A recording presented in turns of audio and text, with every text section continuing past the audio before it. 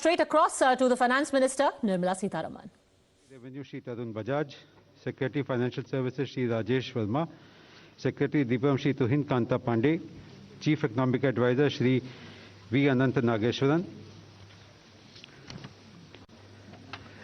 Friends, there is no opening statement today. We will directly be taking questions and the floor is open. So we begin by number 11. Number 11.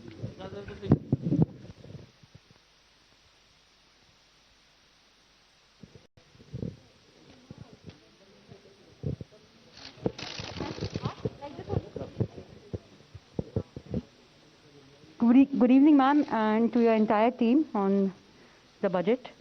Sapna here from CNBC TV 18. Ma'am, two quick questions. You had indicated that contact intensive sectors will require further support. So apart from the ECLGS in which you have carved out a separate window for the hospitality sector, for instance, that's one. I'm not sure if your voice is coming out audibly. I'll repeat. With your mask, if you want, you speak loud a bit. Sure, ma'am. Ma'am, just to repeat, so you had indicated at some point in time that probably the contact-intensive sectors may require further support. So, one is the ECLGS, which you've announced in your budget speech, also a separate carve-out for the hospitality sector, for instance, within that. Anything else, ma'am, that you would like to elaborate on that front? And second, ma'am, aren't your tax and expenditure, both numbers, extremely conservative in the budget? Any reason for that, ma'am? First thing about hospitality and contact intensive. I've said hospitality and related sectors. This was one thing which has come out repeatedly from very many stakeholders, and we recognize that post the second wave, the hospitality is in difficulty and they needed support.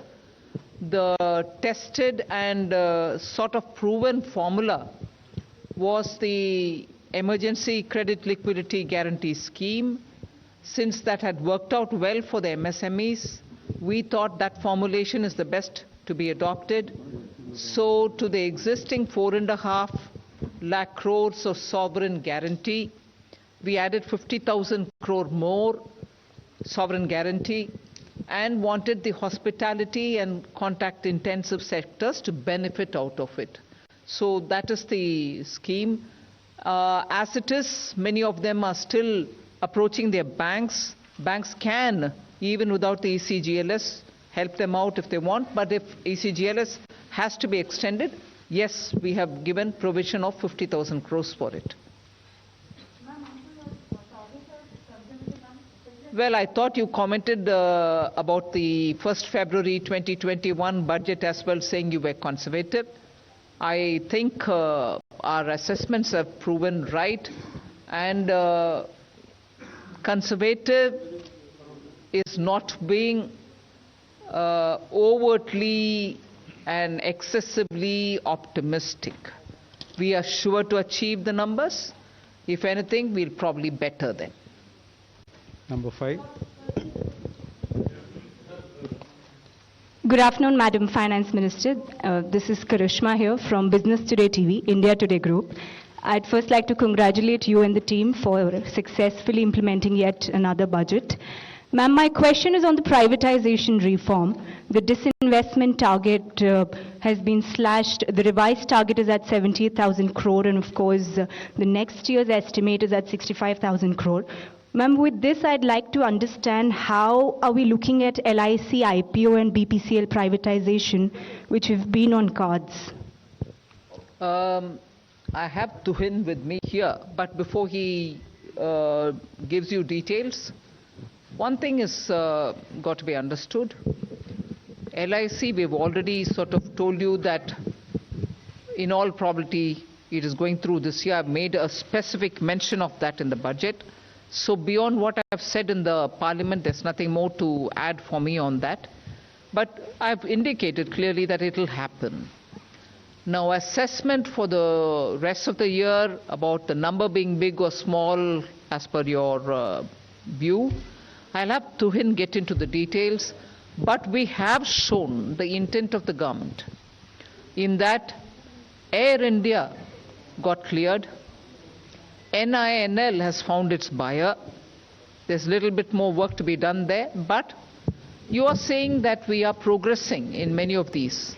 So I think we've been very realistic in telling what we'll do and achieving what we've told. Tuhin, you want to add anything more onto this? Ma'am, I just want to add that disinvestment actually is in accounting terms when actual receipts to the government. Now, when we, for example, do NINL, nothing comes to the government in accounting terms. But that doesn't mean that we are actually progressing towards privatization in a faster way. So emphasis is on completion of transactions and implementation. And if we keep too high a target, sometimes it also distorts the market. Because nothing stops us from achieving when we want to achieve in disinvestment as per the plan which we are there. So ma'am has also mentioned that the ongoing transactions will be carried on and they will be completed. And these transactions, as and when they mature, they come to that. And secondly, on the revised estimates being 78, we should not also conjecture what will be the size of LIC IPO based on that, because valuation is yet to reach the final conclusion based on which we will do that. And there have been instances of actual receipts being different from even the RE figures, so you should not read too much into it. Okay, 122. Hi ma'am, Meghna Mittal from Newsrise. The budget has remained completely silent on India's listing on the foreign indices. There was an expectation that a tax amendment might happen to enable that. Has that been put on hold, or what is the plan on that?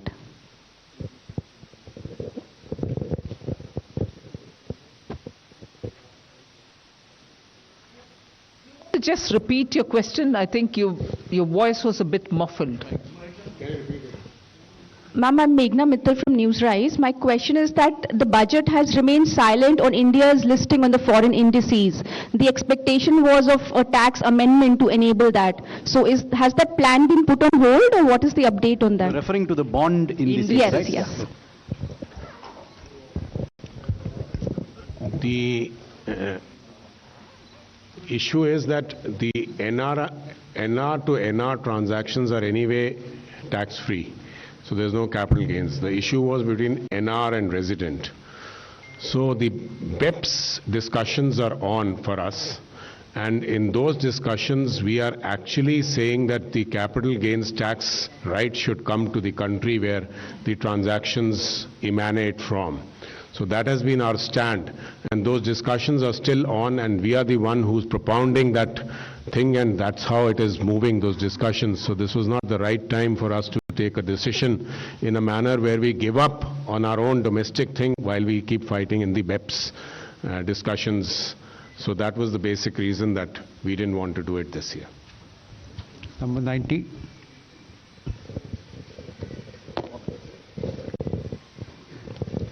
Ma'am, firstly, congratulations. Just two quick clarifications. One is on cryptocurrency, because you did touch about the RBI now giving digital rupee, and it will start from next year.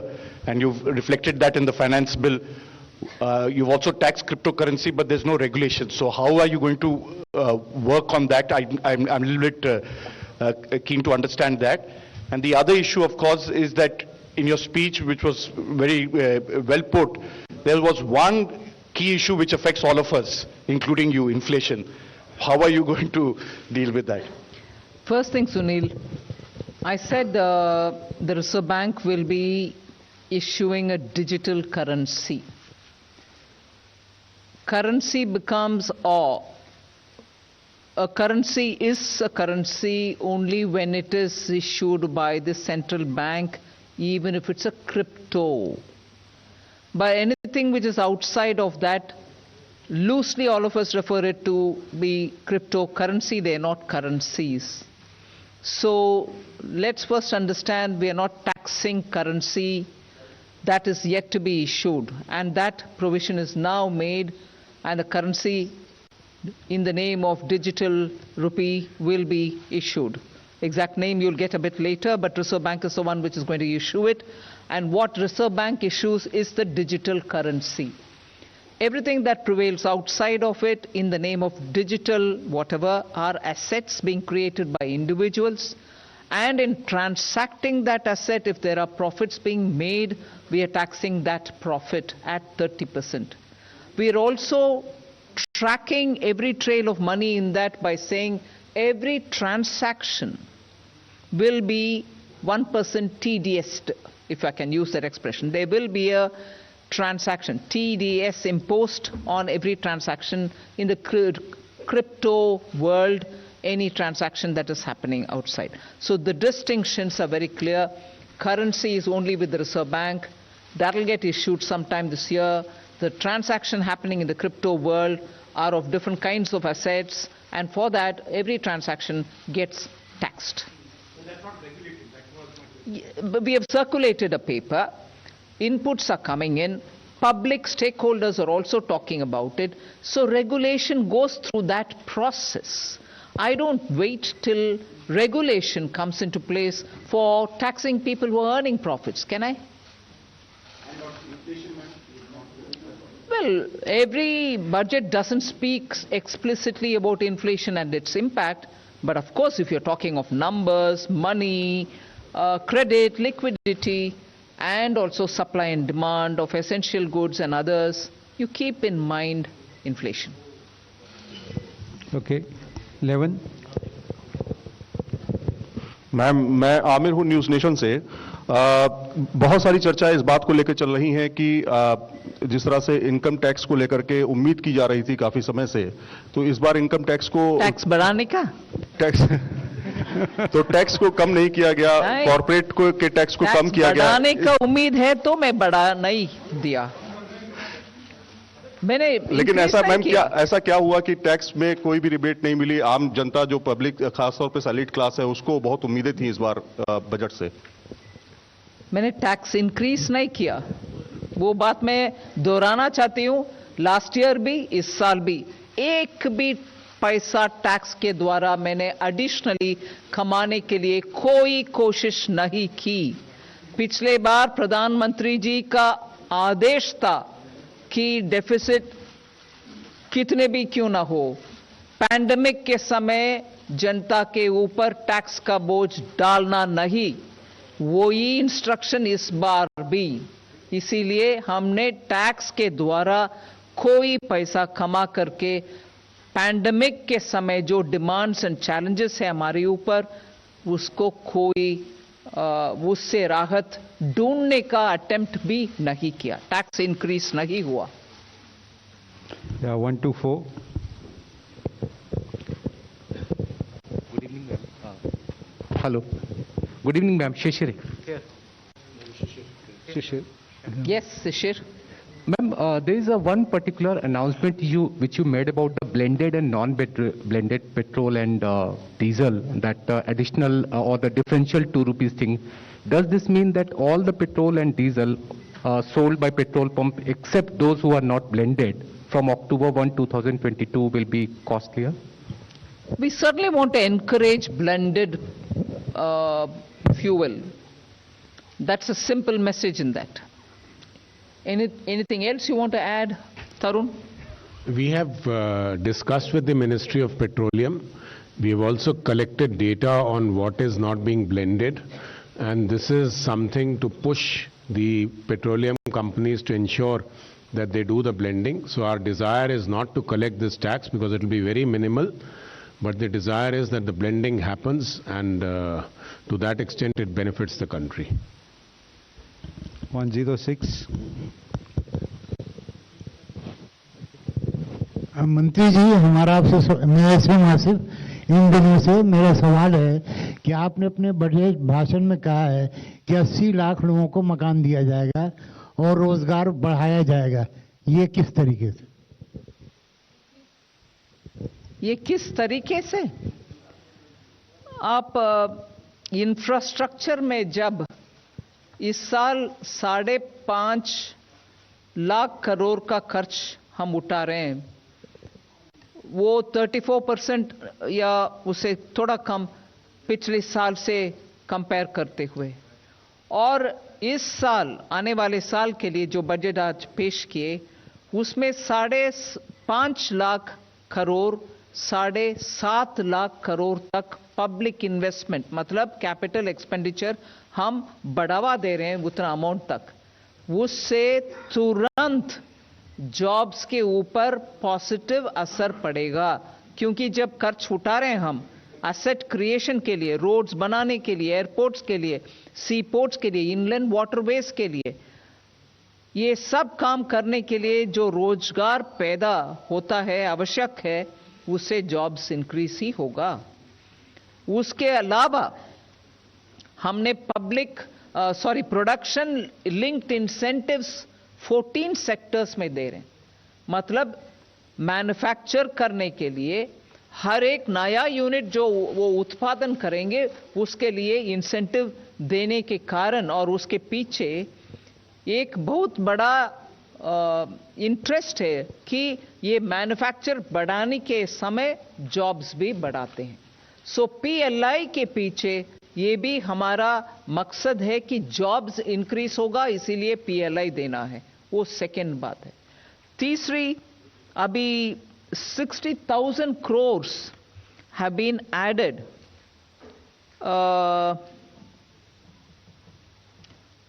ये जो अभी sovereign guarantee के साथ हमने दे रहे हैं hospitality sector का, और ECGLS जो दिए पिछले साल MSMEs के लिए, उससे ऑलरेडी एक बाहर की इंडिपेंडेंट स्टडी, सरकार का नहीं, इंडिपेंडेंट स्टडी से ये डेटा आ रहे हैं कि MSME सेक्टर उस लोन को उपयोग करते हुए उनके पास काम करने वाले सबको उनके जॉब्स में बरकरार रखे, वो उन जॉब से हटाया नहीं गया। सो सरकार के प्लान हर एक ऐसे जो प्लान्स पैंडेमिक के समय दिया गया आत्मनिर्भर भारत के नाम पर, और उसके बाद ये ECGLS, अभी जो ECGLS हॉस्पिटैलिटी सेक्टर के लिए हम दे रहे हैं, वो सब जॉब्स को मन में रखते हुए ही दे रहे हैं। ये तरीका। Okay, 175. Ma'am, Tarun Sharma from Zee Business. Ma'am, आपने बजट में 2 अनाउंसमेंट्स करी हैं, एक IBC अमेंडमेंट्स को लेकर। मैम, किस तरीके के अमेंडमेंट्स आप देख रही हैं IBC के अंदर जिससे रेजोल्यूशन प्रोसेस जल्दी हो पाए? और दूसरा, मैम, आपने कहा एक एक्सपर्ट कमेटी बनाई जाएगी प्राइवेट इक्विटी और वेंचर कैपिटलिस्ट के लिए।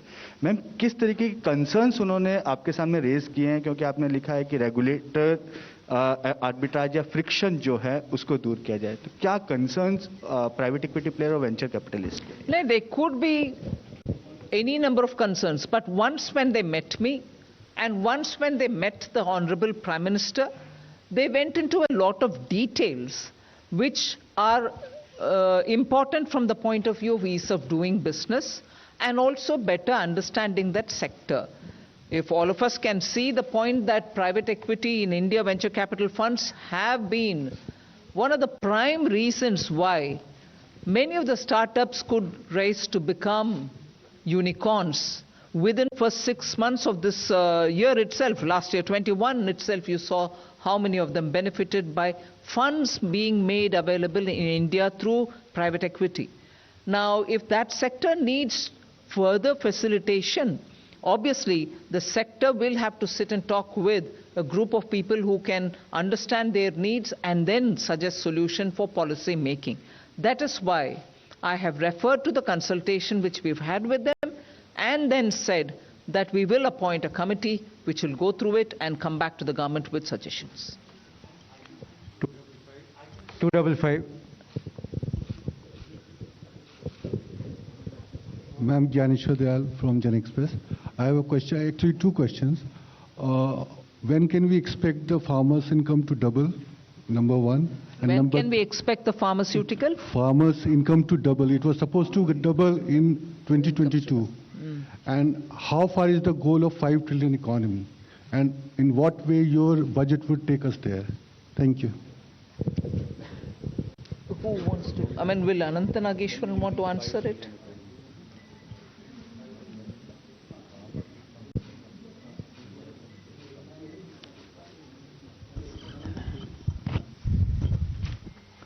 So if you look at the amount of minimum support prices that was given out this year, and also the record procurement. So we are well on our way to helping the farmers. Is your mic all right? Or do you want to, the voice is not coming out. So if you look at the amount of minimum support prices that have been handed out to farmers in terms of the food grains procured from them, as well as the quantity of food grains procured from farmers, it does suggest very strongly that we are well on the way to helping farmers substantially improve their income. Those statistics are given in Madam's speech document as well. As far as the $5 trillion economy size is concerned, if you look at the fact that in the year ending 21-22, as well as in the next financial year, we are the fastest growing economy among large economies, and our GDP in dollar terms has already crossed $3 trillion. So depending on how the exchange rate moves, and there is enough hope to believe that the Indian rupee will in fact remain stable to strong given what is going on in the developed world. And if we continue to retain the path of 8% to 8% real GDP growth, it will translate into even 8% dollar GDP growth. So therefore, if we extrapolate it in the financial year 25-26 or by 26-27, with some luck even by 25-26 itself, we should be at the $5 trillion size in terms of nominal GDP. Thank you. मैं उसमें जोड़ना चाहती हूँ. Sorry, I didn't get your name. Dnyaneshwar जी, एक आध विषय मैं जोड़ना चाहती हूँ उसमें. I'll just list out the things, you'll understand where I'm coming from. MSP, urea, micronutrients, मैं एक सिर्फ यूरिया सब्सिडी का नंबर बोलती हूँ. बजट 21-22, मतलब 1 February 21 में जो बजट दिया गया, उसमें 58,768 was the allocation for urea subsidy. This time it is 63,222 आने वाले साल के लिए. ठीक है? और एक्चुअली 58,768 जो बीई में बोला गया यूरिया सब्सिडी, वो आरई में 75,930. इसका मतलब है कि इंटरनेशनल यूरिया प्राइसेस जितने भी इंक्रीज नहीं हुए, it's all right, it got increased, मगर वो बोझ किसान के ऊपर पड़ने नहीं दिया. प्रधानमंत्री जी ने उसको तुरंत इंटरवीन करके that burden we took, we didn't put it on the farmer. So MSP, urea, nutrient in terms of micronutrients which we are giving for farmers, 6,000 rupees Pradhan Mantri Kisan Samman Nidhi, additional income कमाने के लिए किसान के लिए शहद का cultivation, Honey, B keeping का प्रावधान, उसको समर्थन और उसका एक्सपोर्ट बढ़ाने के लिए all kinds of market linkages through e commerce. फिर सोलार पंप्स, उनके वाटर पंपिंग के लिए किसान के लिए सोलार पैनल वगैरह दिया गया है, जिससे उनका ऊर्जा का एक्सपेंस कम होगा. फिर मैंने शायद जुलाई 19 के बजट में या 20 के बजट में ये बात बोली, अन्नदाता क्यों ऊर्जा दाता नहीं बन पाएंगे? जरूर बन पाएंगे. We made sure that every kisan will produce bijli using solar panels in his field, and he can also uplink that and earn money from the government for supplying urja. Finally, in this budget, I have also made an announcement for food processing, which is at the farm gate, so that investments can happen there. Post-harvest grains को तुरंत processing में वो किसान देने के कारण उनका income better rates मिलता है उनको. So there are several steps that we are taking for improving farmers' income. I want you to please take cognizance of it.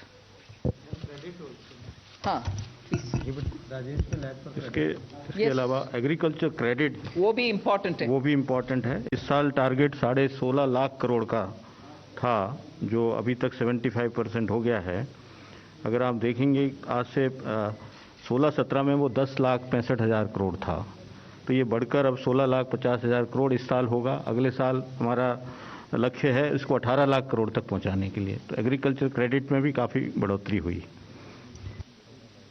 Okay, 125. Ma'am, Timsi Jaipuria this side from CNBC TV 18. Your tax revenue collection targets are conservative, but your borrowing numbers are all-time high. How do you explain that? And secondly, when it comes to public sector expenditure, the capex expenditure for RE 2022, they have been revised downwards. How do you explain growth along with these downward revisions? First, on the, you're saying that the capital expenditure targets for the RE have been moved downwards. From how much to how much, according to you? There's a correction there that you've made in the public sector expenditure, but No, not in the capital expenditure budget estimate was 5,54,000 crores. The revised estimate, after removing the actual revised estimate is 6,03,000 crores. But even if you exclude 52,000 crores, which is an Air India sundry dues repayment, it is 551. So the RE is 551 against a budget estimate of 554. That is statistically insignificant. So basically the capital expenditure targets are expected to be achieved.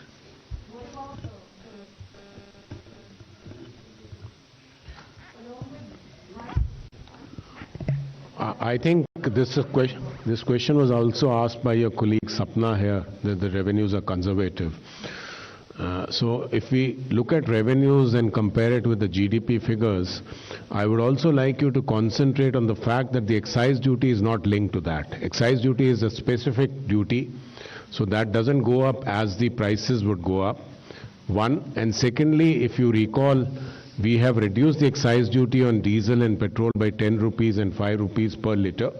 So if we take away the excise duty numbers both from the RE of the current year and the B of the next year, then the growth in the revenues is more than 14%, which I think is not conservative but is a very pragmatic number, and we would make all attempts to achieve that. Number 70, number 70, number 70. No, the borrowing number is nothing but the fiscal deficit minus the expected small savings collections and the other sources. So they tally. I mean, it is 16,61,000 is the total fiscal deficit. 11,80,000 or something is the net borrowing requirement. The difference is small savings and certain other sundry receipts. I don't see any, there is no artificial, that's a very realistic number. It's based on our best estimate of what will be collected in small savings, and net of that is the borrowing requirement. Ujjwal Narayan from Newsrise. Ma'am, in last year budget, you have announced about privatization of two state-run banks. But this year, there is nothing that sort has been confirmed in the budget. Just wanted to know what is the situation. Does government is going with the stated policy which it stated in last year budget, that for the privatization of two state-run banks, and what is the holistic policy on the privatization of bank and insurance company as a whole? You've answered the question yourself. What is the holistic policy? Holistic policy is a continuation of last year's budget.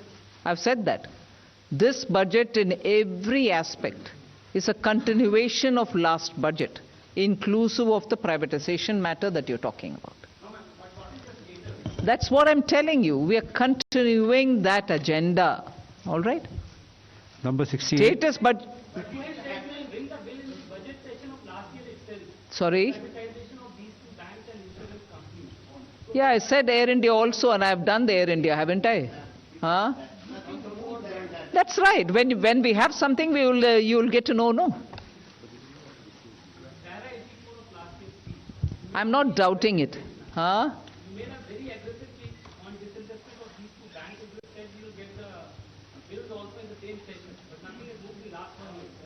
That's right. Thanks for reminding me. Number 68. Can I just supplement on the borrowing? I think Hold on. Hold on.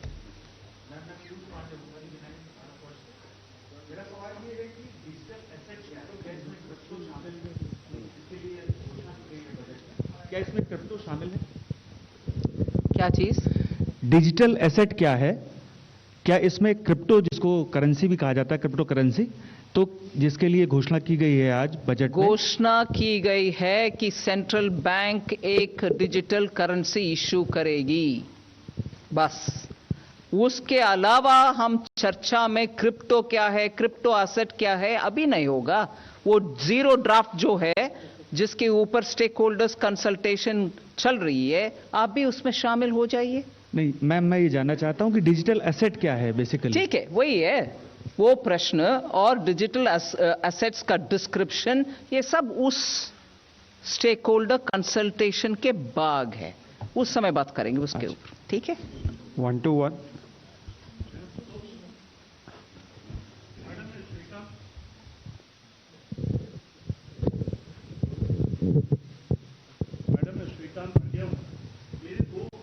जनता के सवाल है।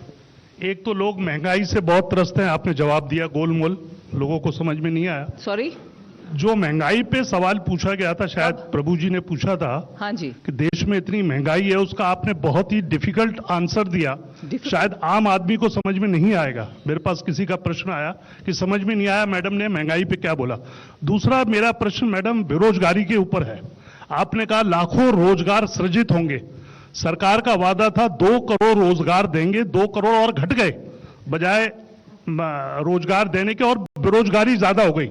और जो एक छोटा सा madam आपका एक इशू था, शुरू से चला आ रहा है पार्टी का, कि ब्लैक मनी वापस लाएंगे। कोई ऐसा डेटा है कितना ब्लैक मनी वापस आया आज तक?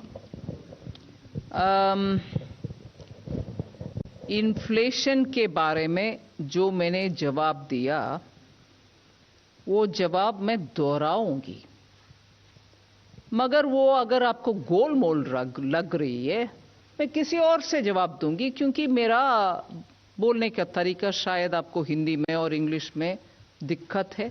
I'll ask somebody else to answer it. There is no गोलमोल सर। बजट जब प्लान करते हैं और एसेंशियल सर्विसेज का एक कमिटी जो है मंत्रीगण का, ये बार बार हम बैठते हैं, बात करते हैं। हाँ, जब इंक्रीज होता है प्राइस एसेंशियल कमोडिटीज का, मैं मानती हूं आम आदमी के ऊपर उसका दिक्कत जरूर पड़ेगा, उसको मैं नकार नहीं रही हूं। मगर oil seeds, oil, edible oil का प्रॉब्लम जब हुआ, तुरंत हमने ड्यूटी कम करते हुए पाम ऑयल का इंपोर्ट बढ़ाने के लिए एक बार नहीं 2 बार कोशिश की, और पाम ऑयल का इंपोर्ट, क्रूड पाम ऑयल का इंपोर्ट और रिफाइंड भी ज्यादा आ रही है, जिसका असर आजकल एडिबल ऑयल में जरूर पड़ रही है और मार्केट में खबर भी है। इन्फ्लेशन दूसरा एक और विषय, एडिबल पेरिशेबल कमोडिटीज के ऊपर जब होता है, उसको भी इंपोर्ट के द्वारा तुरंत हेल्प करने के लिए हम स्टेप्स उठाते हैं। फिर ऑयल सीड्स भारत देश में भी कल्टीवेट हो, उसका उत्पादन ज्यादा होने के कारण हम आत्मनिर्भर हो एडिबल ऑयल में, उसका भी इस बजट में एक अनाउंसमेंट हुआ है। ऐसे करके बहुत सारे कदम हम उठा रहे हैं। एक और विषय, सिंपल टेक्निकल बात मैं जिक्र करना चाहती हूं। हाँ, जरूर जनता के ऊपर प्राइसेस के वजह से जब ट्रबल होता है, उसमें एक्शन लेने का जिम्मेदारी सरकार के ऊपर है, और हम बार बार उसके ऊपर कदम उठाते आ रहे हैं। मगर टेक्निकली 6% से ज्यादा कभी ब्रीच ही नहीं, छोटा इधर उधर एक महीना हुआ होगा 6% ब्रीच करने का इन्फ्लेशन का विषय में। मैं याद दिलाना चाहती हूं, इस सरकार 2014 से लेकर आज तक we have not allowed it to go to double digits। जो याद होगा आपको, उससे पहले 2014 से पहले it was always in the range of 10, 11, 12, 13, even food products। इसलिए इन्फ्लेशन के ऊपर इस सरकार की ध्यान कभी भी ज्यादा है, और एक्शंस भी तुरंत हम लेते हैं। अगर ये भी आपको गोलमोल लगता है, मैं किसी और से भी जवाब देने के लिए बोलूंगी। ठीक है, बोलिए, चूज करिए किसी के। एम्प्लॉयमेंट के बारे में मैं जरूर बोलूंगी। बहुत सारे, मैं भाई साहब, पैंडेमिक के वजह से पूरे दुनिया में बहुत उथल पुथल हुआ, जॉब्स में नुकसान हुआ बहुत देशों में, हमारे यहां भी। मगर हमने आत्मनिर्भर भारत के दौरान बहुत सारे ऐसे अनाउंसमेंट किया जिसमें बहुत लोगों के जॉब्स इंटैक्ट रही। हां, जिनको नुकसान हुआ उनको अभी हम धीरे धीरे बहुत स्कीम्स के द्वारा हेल्प करके आ रहे हैं। ये नहीं नकार, I mean, I am not denying that there has been impact on jobs, मगर एकदम कुछ नहीं किया वो सही भी नहीं है। कल का इकोनॉमिक सर्वे में अनंत नागेश्वरन जी और हमारे principal economic adviser, I think is here, Sanjeev Sanyal, इतना विस्तृत रूप में जॉब्स के लिए क्या क्या पिछले साल में हुआ वो डिटेल दिए हैं। मैं संजीव से बोलूंगी आपको जरा इंफॉर्मेशन शेयर करने के लिए। हाँ, so it will help you to know. Thank you. Number 260. Somanathan wants to. Okay, yes, just specifically on job.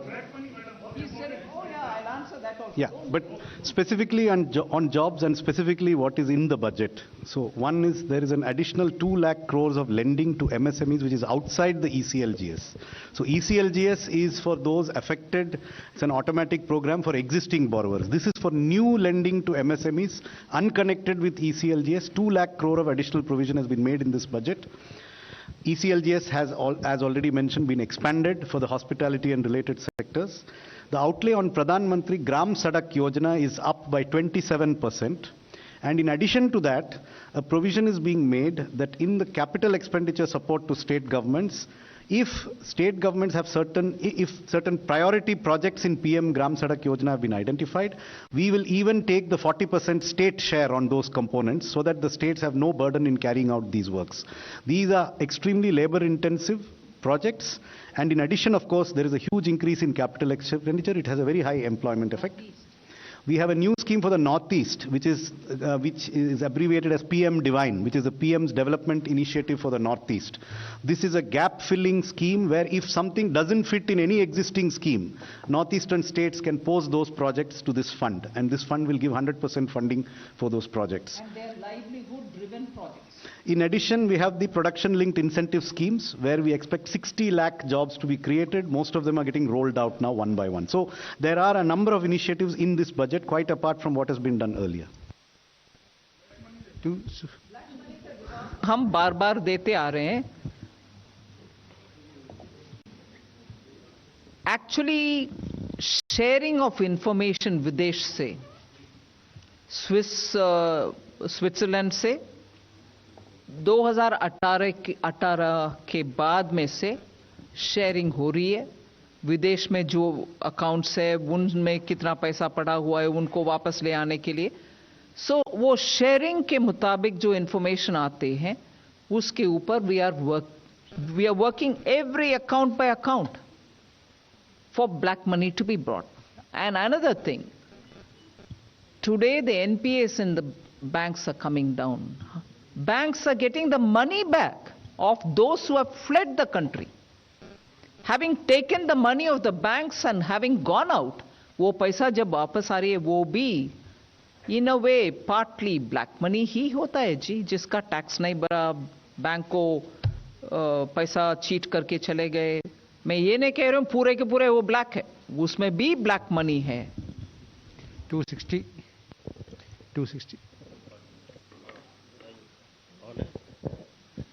Ma'am आनंद हूँ इंडिया टीवी से। हाँ मैम, आपके लिए भी उधर से बहुत वैसे सवाल आ रहे थे। अपोजिशन ने ये कहा है कि जो आपका जो आज बजट है वो डायरेक्शनलेस है और इसमें सिर्फ भविष्य की बात की गई है, तात्कालिक राहत के लिए कुछ नहीं है। और राहुल गांधी ने तो इसे कह दिया जीरो सम बजट कहा है। उन्होंने कहा है कि इसमें सैलरीड क्लास के लिए, मिडिल क्लास, गरीब, युवा, किसान, MSME के लिए कुछ भी नहीं है। तो सवाल ये है कि क्या विपक्ष को और खासतौर से राहुल गांधी को आपका ये बजट समझ में नहीं आया या फिर उन्होंने राजनीति के चलते ऐसा कह रहे हैं वो लोग?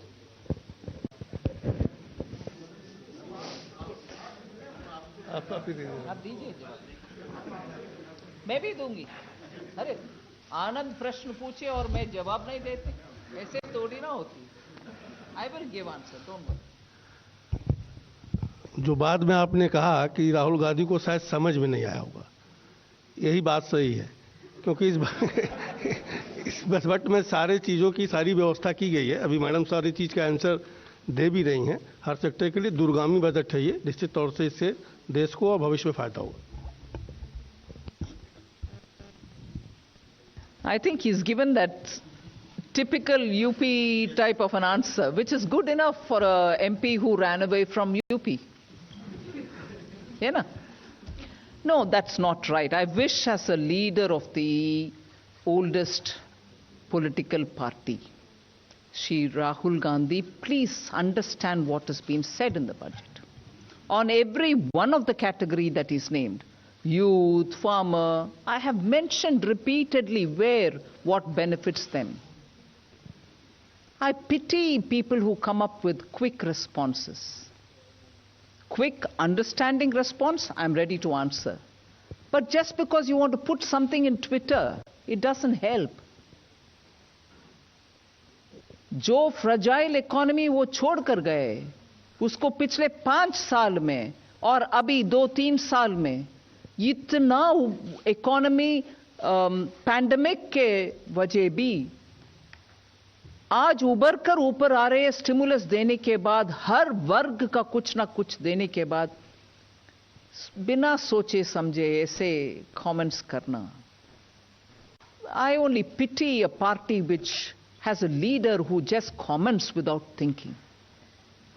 जितने भी कमेंट्स हमारे ऊपर वो डाल रहे हैं, कम से कम जिन राज्यों में शायद 2 बचा है जहां उनके सरकार है, जाके वो करके दिखाने के लिए उनसे बोलिए. क्या पंजाब में एम्प्लॉयमेंट ठीक है? क्या महाराष्ट्र में किसान ठीक है? आज भी महाराष्ट्र में कॉटन फार्मर्स के बीच में आत्महत्या हो रही है, उसको रोक रहे हैं Rahul Gandhi.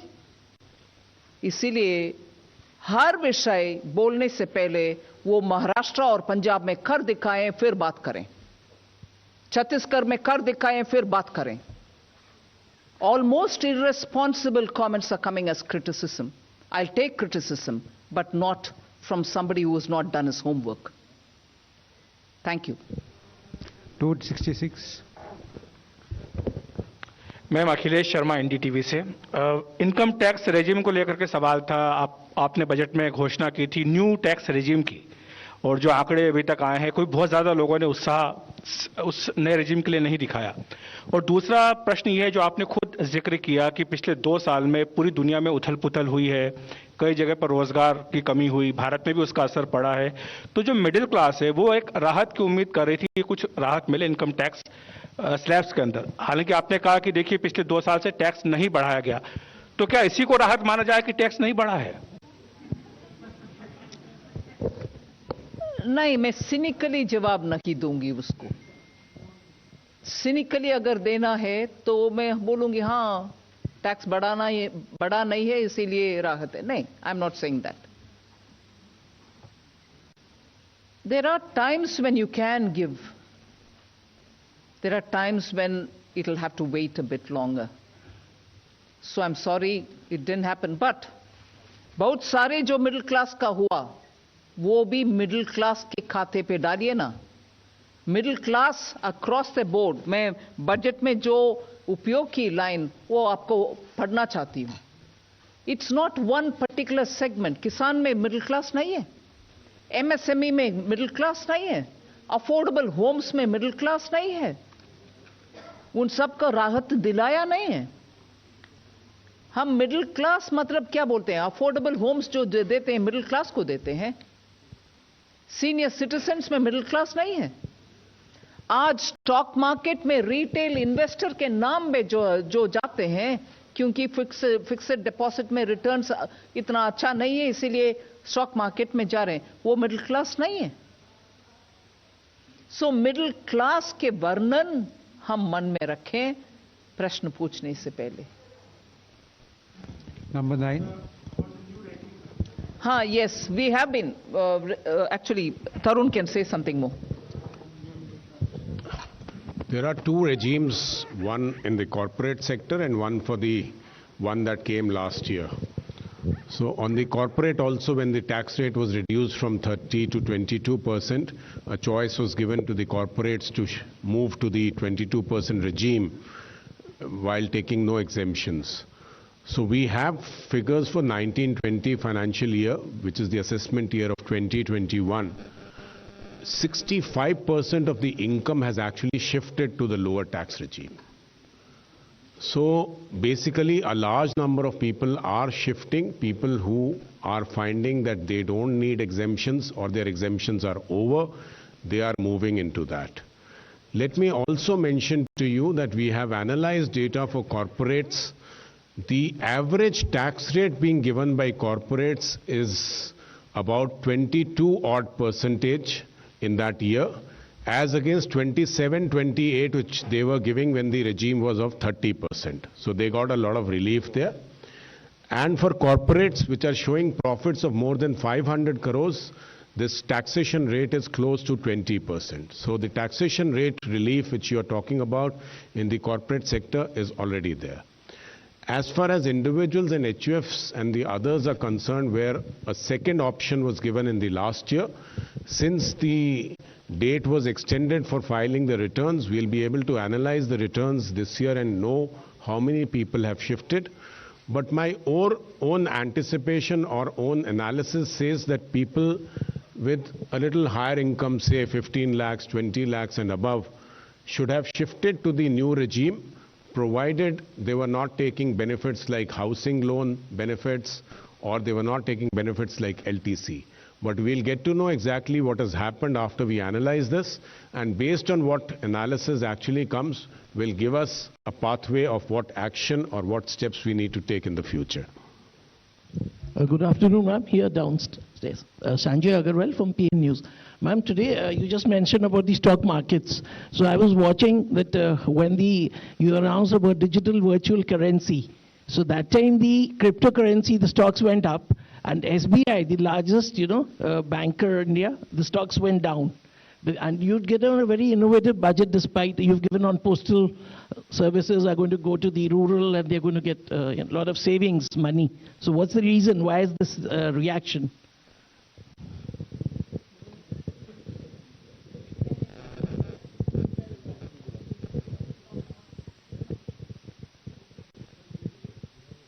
Still down, or it went up at the end of the day?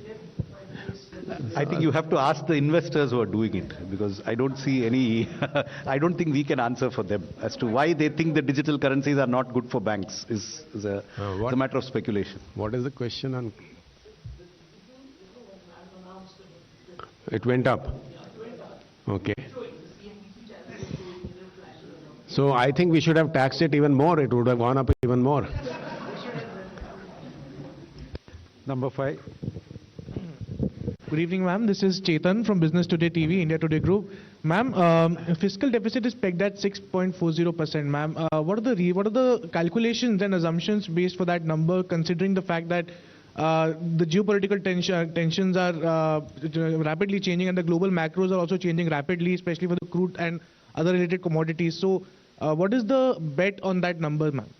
I'll ask Somanathan to give you details, but what do you think it should have been if it's not 6.4? Because you sounded very sure it's 6.4, but it's a question, ma'am. Do you think what are the calculations behind and the assumptions behind that number, ma'am? All right. First of all, the assumption. It is 0.1% increase in fiscal deficit this time, because why couldn't we get that? No, see, first let me answer him first.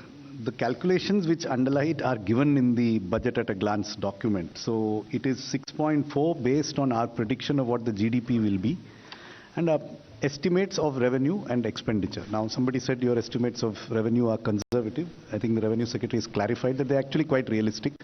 We think they are realistic, but when in doubt, we have chosen to do what we think is definitely likely to happen, rather than repeat the practice of having estimates which are not perhaps considered credible. So we've been tried to keep our estimates realistic based on the factors that you mentioned, that yes, there could be an upside. I mean, maybe revenues can grow more than 14%, but there are all the headwinds that you refer to. There's a federal taper, there's a possible oil price risk, which could all affect the economy. So we think the numbers we have here are likely to be achieved. It's the best estimate of what could be achieved. So I would say there's a very realistic projection of 6.4 as the percentage, given what is likely to happen to GDP, what is likely to happen on the revenue side, and what we have provided on the expenditure side. So they are estimates that they are the best estimates we can produce with a high degree of credibility of being achieved. And you, sorry, you. I said you had projected 6.8, not 6.9. Yeah, we are being transparent. It is likely to be 6.9. So we have not massaged it to 6.8. 107. मैं नितिन हूँ लोकमत से। हाँ, आपने अभी बोला कि महाराष्ट्र में किसान अभी भी आत्महत्या कर रहे हैं, तो क्या केंद्र सरकार ऐसा क्या काम कर रही है जिससे वो आत्महत्या रुक सके?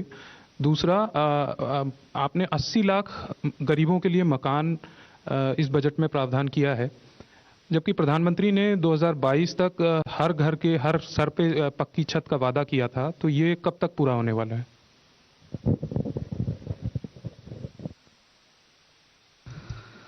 So the targets for all of these programs have indeed been affected by the pandemic, like all targets in all countries. So barring the setback which occurred during the pandemic, the programs are on course. And if you exclude the delays and disruptions caused in the last 2 years by repeated waves of a pandemic which is not in government's control, broadly, they are on course to achieve the housing targets. किसानों के मामले में states का भी role है जी। जब मैं महाराष्ट्र की बात करती हूँ, महाराष्ट्र में सरकार जो कांग्रेस के विषय में बात हुआ, उस संदर्भ में मैं कही, agriculture is state also does its business. So नहीं, वो मालूम है जी, वो मालूम है, मगर जब हमारे ऊपर ही निशाना साधा करते हैं, जब हम लिस्ट करती हूं कि किसान के लिए हमने क्या क्या क्या कदम उठाए, राज्य का रिस्पॉन्सिबिलिटी उस विषय में, उस संदर्भ में मैं पूछना चाहती थी। मैम, मैं लक्ष्मण CNBC आवाज से। जो किसान की बात चली, तो एक छोटा सवाल ये है कि जो अन्य योजना जो शुरू की गई थी उसकी मियाद 31 मार्च को खत्म हो रही है।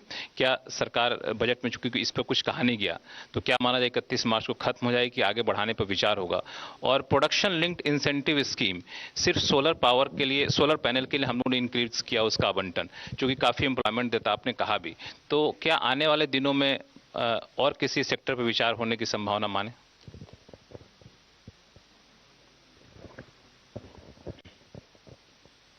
अभी ही शुरू हुआ है PLI और अच्छा रिस्पांस मिल रही है उसका। 14 सेक्टर्स का PLI है। अभी बढ़ाने के विषय में कुछ सोच नहीं है, मगर जो अनाउंस हुआ है वो तो फुली इंप्लीमेंट हो, उसके ऊपर ध्यान हम देंगे। अभी अनाउंस करने के लिए बजट में मैंने जो घोषणा की उतना ही है, उससे ज्यादा मैं अभी बोलने का कुछ विषय नहीं है। 61. Ma'am, good evening. This is Santosh Thakur. Ma'am, how much you expect from 5G spectrum auctioning?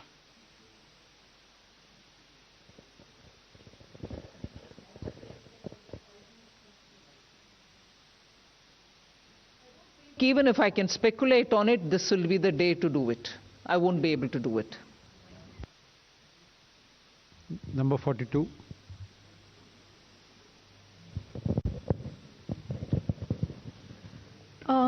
Madam FM, this is Shrimi Chaudhary from Economic Times. I needed two clarity. One, on the virtual currency tax provision, whether it is prospective or going to be applicable from the next financial year. And second clarity I needed on the part of, the capping of the surcharge on the long-term capital gains payable on the capital asset at 15%. If you could elaborate a bit on that.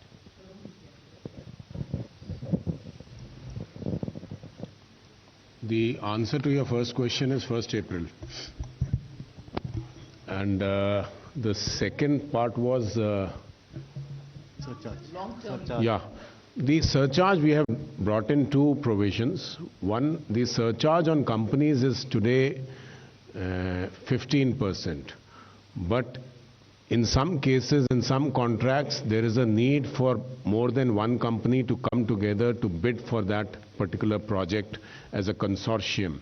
So when they form a consortium, it is called association of persons. So the surcharge on them, depending on their income, goes up to 37%. So now that will also be capped at 15% as much as a company surcharge maximum is there. The second part today, the second part of your the surcharge is that the surcharge on listed shares on which STT is paid is today limited to 15%.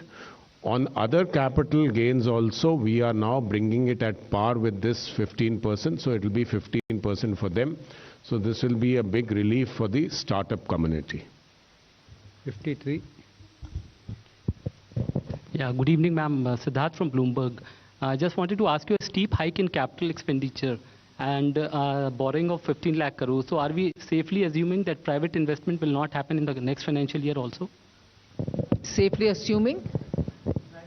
Will not happen. Private investment will not happen in the next financial year because it is the government which is pushing the trigger. No, I've actually mentioned it in my speech that private investment will have to pick up and it will come. I used some words, I didn't use exactly what I'm saying now, but I did recognize that private investment, for them to come forward, it is very clear that the public investment will have to be increased, and we've increased with an expectation that they will also come forward. I'm being reminded by the CA that for private investment to be crowded in. Number 70. Ma'am, I'm Mukesh. I work for Newsrise. Just wanted to know about the size of the green bond, the currency it will be issued in, and who will be the users and how they'll use it.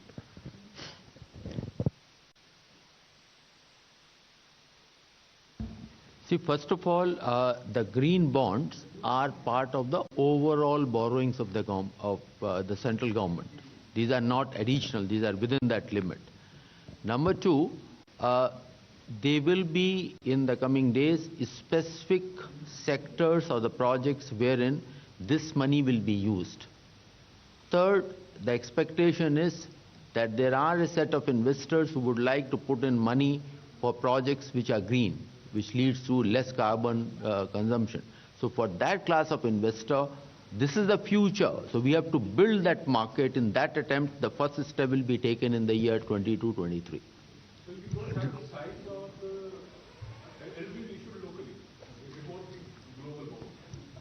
At this point of time, it is in the domestic market, and we are in a conversation with Reserve Bank of India and with the market participants, and the size, etc., will be determined in the coming weeks.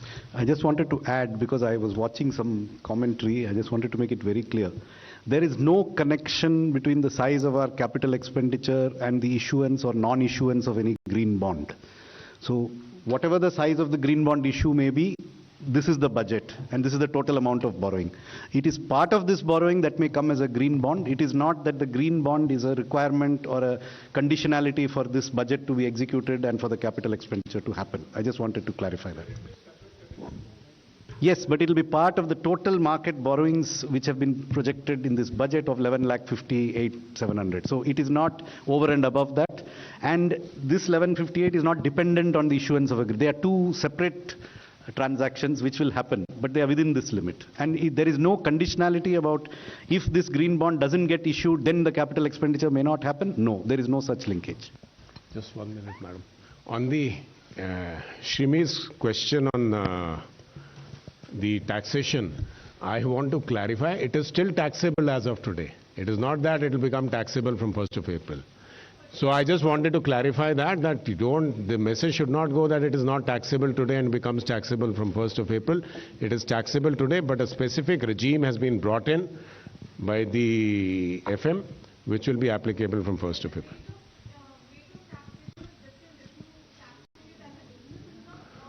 So that is another question. So that we can answer when you come to my office. I'll explain to you in detail. Number 26.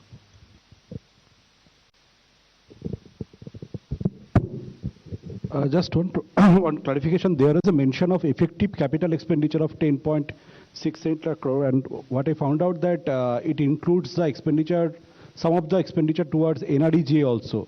So just want to understand the reason, and does that include the long-term loan given to states like 1 lakh crore? Yes, it includes the 1 lakh capital expenditure loan given to states, because that is for that is exclusively for capital expenditure. The assistance given to states is for capital expenditure alone in the form of a 50-year interest-free loan. And again, let me clarify, it was mentioned in the speech, but it perhaps has not been noticed in some quarters. It is in addition to the 4% of GDP normal borrowing ceiling which states will be allowed. So that 4% remains, 3.5 unconditional, 0.5 tied to power reforms. This 1 lakh crore is over and above that 4%. So it is additional capital expenditure money to the states. It is part of the 7.5 lakh crore which has been provided for capital expenditure. You had another point, I'm sorry.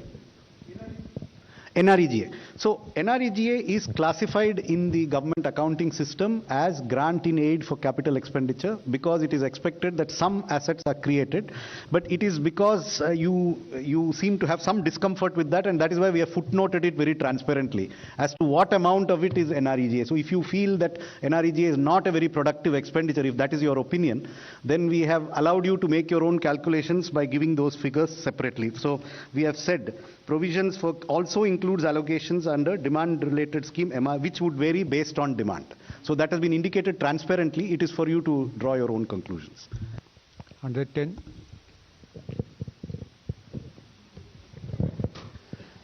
मैं आलोक प्रियदर्शी हूँ CNBC आवाज से। जो देश में manufacturing sector है सबसे ज़्यादा जॉब देता है, उम्मीद की जा रही थी कि मैन्युफैक्चरिंग सेक्टर की तरफ से कि बहुत सारे रॉ मटेरियल जो खासतौर से इंपोर्ट होते हैं उनकी इंपोर्ट ड्यूटी में कट होगी। एक दो चीज़ों में जैसे जेम्स एंड ज्वेलरी के लिए भी कट हुआ है और कुछ स्टील के स्क्रैप का आपने 1 साल और ड्यूटी कट को बढ़ाया है, लेकिन इसके अलावा भी बहुत सारे ऐसे आइटम्स हैं जैसे कॉपर, एल्युमिनियम जैसी चीज़ें थी जो कि इंपोर्ट होती हैं और सस्ती पड़ती हैं, उन पर इंपोर्ट ड्यूटी रॉ मटेरियल के तौर पर नहीं हुआ। तो क्या इससे मैन्युफैक्चरिंग सेक्टर की जो उम्मीदें थी कि एक्सपोर्ट्स को लेकर जो ग्लोबल कम्पिटिटिवनेस है वो उनकी खत्म होती जा रही है, उसको लेकर सरकार ने इस बजट में क्या विचार किया था? मैं आइटम वाइज आपको जवाब नहीं दे रही हूं, मगर broadly manufacturing has to be supported, and for that पिछले बजट से लेकर इस बजट तक जो आइटम हमारी इंटरमीडियरी प्रोडक्ट्स और रॉ मटेरियल्स है हमारे देश में उसका ज़रूरत है, उसके ऊपर हमने कुछ भी टैक्स बढ़ाया नहीं, इंपोर्ट को अलग करते हुए।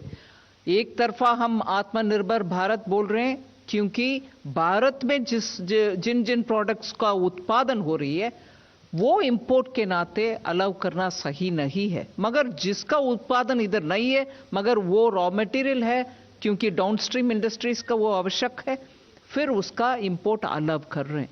वो ब्रॉड प्रिंसिपल है, उसी ब्रॉड प्रिंसिपल को हम आइटम वाइज देखने के बाद ही बजट में प्रावधान कर रहे हैं। इसीलिए आप इस बार जो मैं स्पीच में आइटम लिस्ट किया सिर्फ उसको ध्यान में रखते हुए ये नहीं समझना कि सिर्फ उन आइटम्स को दे रहे हैं बाकी सबको नहीं दे रहे हैं। पिछले बार जो दिया गया वो कंटिन्यू होती है इस बार। 120. Ma'am, I'm Nikunjori from Business Standard. Ma'am, there's been an allocation of 52,000 crore for Air India. Is this over and above what was sought in the supplementary demand for grants, which was 62,000 crore? And ma'am, there's been nominal GDP estimate has been 11.1. So could you please help us with what the inflation estimate is, because economic survey projects 8 to 8.5 as the real growth. And lastly, ma'am, pardon me for asking you a previous question. Last year, in the last year's budget, there was about 1 lakh crore which was expected from government's divestment in public shares in public sector banks and financial institutions. So that estimate has not been shared for this year as well as next year. So if you could please clarify. we've just had the discussion before coming here. Somnathan on the 11 nominal GDP and other things. I'll come back to this. Okay. First, on your question of 52,000 crores, that was very much part of the supplementary estimates. In the supplementary estimates, there were two kinds of payments made to Air India. One kind related to the takeover of certain residual actual assets of Air India which have not been transferred. For example, their buildings, their land, they have some very valuable real estate and other assets. So those are part of the 62 something, they are not part of the 52. Those are actual capital assets which we retain. The remainder, which is actually capital in our accounting books because it is an infusion of funds into Air India, but actually produces no value, is this element which has been separately quantified and transparently indicated to you. So the apparent capital expenditure in our numbers is 6.03, but we are telling you that 51 something of it is actually this. So it doesn't represent actual multiplier creating capital expenditure in the economy. So that's the clarification on that. Your second point was on 11%. See, we had a very difficult job of trying to estimate the nominal GDP. Remember, what the economic survey has given you is the real GDP growth, which they have estimated at 8 to 8.5%. The first difficulty we have is that the current year's GDP, which we have taken here from the Central Statistical Organization, which came on January the 7th, is essentially an estimate which is pre-Omicron in its construction. I mean, the inputs that went, because they are a statistical organization, they don't make guesses. They went with the trends they had on the date they made the estimation, and they did not have the Omicron trends with them. So it's possible that the base that we are working, we work on an incremental basis. We take this year's nominal, add a percentage for next year's nominal. So in adding to next year's nominal, first, there is a slight discount we have made for this year's base. And then we have assumed that real growth would be somewhere in the range that the economists have given us. Could be a little lower also because of this base effect.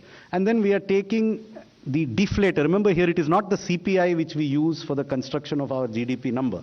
And even in the current year, we have a 17.6% nominal growth with a real growth in the range of 9%. Since there's a very high deflator this year, there is a possibility that next year's deflator will have a base effect which will make it lower. So taking all these factors into account, we have come to a number which is effectively, which comes to 258 lakh crores as the nominal GDP estimate. Your third point?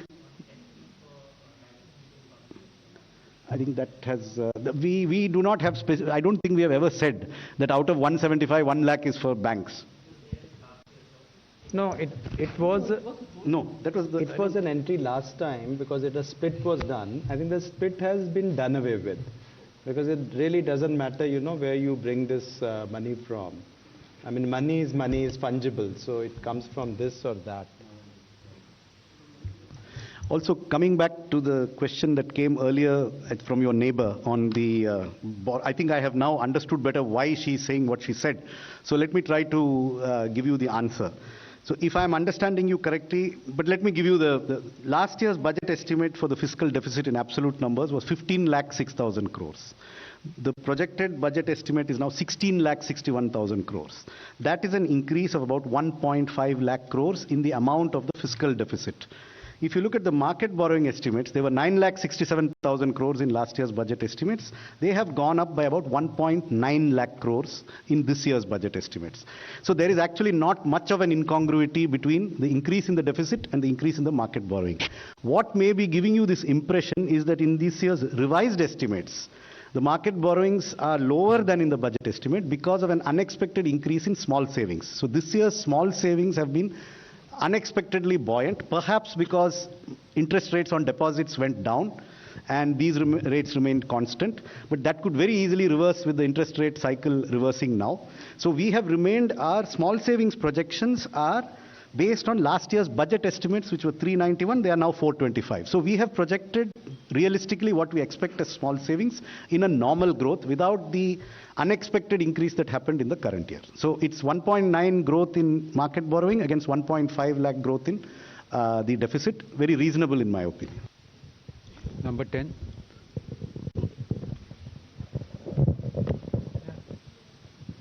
Good evening, ma'am. Ma'am, Janani from Bloomberg Quint here. Ma'am, you had mentioned in the budget speech that the Special Economic Zone Act would be replaced by a new legislation. If I could ask, what would be the difference from the current SEZ Act, and what is the intention behind the same, ma'am? What is the replacement for the SEZ Act, the legislation that will replace the SEZ Act was mentioned in the budget speech today. That's right. If I could ask, ma'am, what would be different from the SEZ Act that is, and what is the intention behind the same? Well, you will have to wait for the department to work out on the SEZ Acts, and I've already mentioned broadly that it will help also for the states to be able to participate better in the SEZs. One of the broad objectives, but then the department is working on it and it will come through sooner. With your permission, ma'am, can we close now because you have to go for another appointment? Thank you very much, friends. Thank you very much, ma'am.